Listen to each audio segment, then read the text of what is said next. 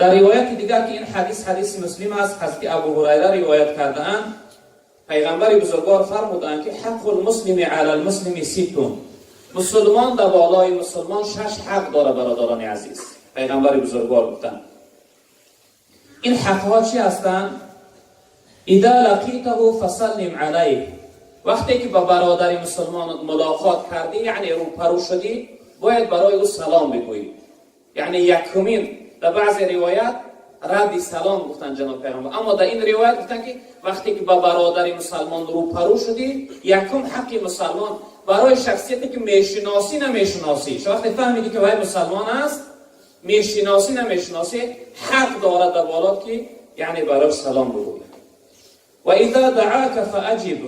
وقتی که تو را دعوت کرد، یعنی یگان مهم میکنه، یگان ضیافت میکنه، روزی عقیقه داره یا توی خرسندی داره، یک محفل داره، وقتی دعوت کرد دیگر حق در بالای تو که باید دعوت او را اجابت کنی، یعنی که در دعوتش برای به خانه او. و اذا استنصحك فانصح له.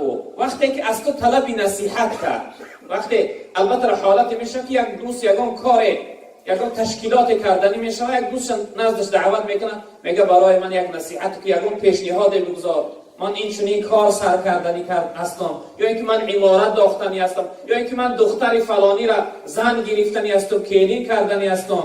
وقتی که از تو یعنی خالصانه نصیحت پرسید، باید که او را نصیحتش کنی. جناب پیغمبر گفتن و اذا عطس فحمد الله فشمته. وقتی که عطسه زد و الحمدلله گفت، باید که یرحمک ربک برای او جواب بگویی. گفتن یعنی که جواب عطسه بگردانی. و اذا مرض فعده. وقتی که بیمار شد، باید که به عیادتش یعنی به بیمار بینیش بروی.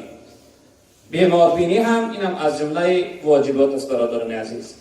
و اذا مات فتبعه. وقتی که وفات کرد، یعنی که بندگی کرد، از دنیا گذشت، چی هست؟